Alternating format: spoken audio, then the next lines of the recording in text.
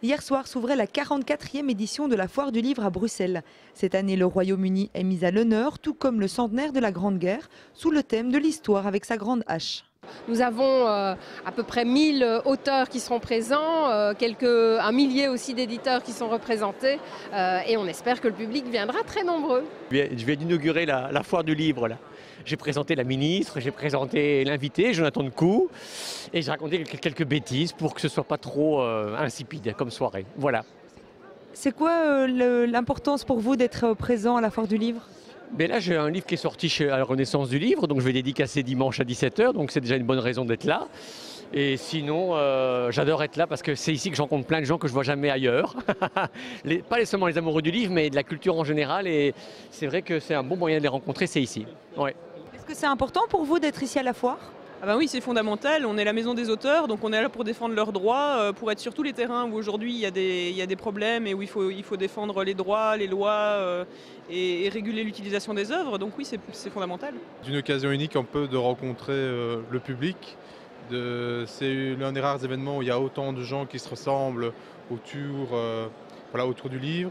Et donc c'est l'occasion de discuter un peu avec les gens, de voir ce qu'ils attendent, de voir aussi le rendu par rapport à certaines de nos publications. En tant qu'éditeur professionnel belge, nous ne voulons pas rater cet événement prestigieux tel que la Foire du Livre à Bruxelles.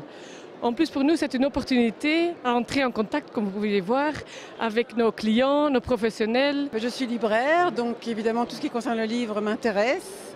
C'est un lieu de rencontre. En tant que libraire, est-ce que vous pensez que le papier a encore un avenir par rapport au numérique ? Ah, mais ça, c'est la grande question à laquelle, honnêtement, on a beau tourner dans tous les sens. On en a parlé à l'époque avec le 33 tours, et puis le CD, et puis iTunes.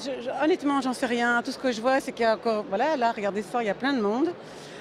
Qu'on vend vraiment bien le bouquin, que les gens aiment l'objet. Donc oui, j'ai le sentiment, sans vouloir être optimiste bêtement, mais j'ai l'impression que oui, le livre a vraiment encore une très belle perspective devant lui, oui. Oui, et je l'espère très très volontiers, mais après, il faut vivre avec son temps aussi, et donc je pense que c'est très important d'avoir aussi d'autres supports, des supports un peu du futur, et vivre avec son temps. Mais moi, je suis un grand défenseur du papier, donc j'aime bien avoir l'objet en main, donc je pense que c'est important. Ouais. Oui, très clairement, nous pensons que les deux ont un avenir ensemble. C'est simplement qu'il faut gérer le tournant que ça représente à tous les niveaux de la chaîne du livre. Le papier ne va pas disparaître du jour au lendemain. Ah non, il y a peu de chance. Et heureusement.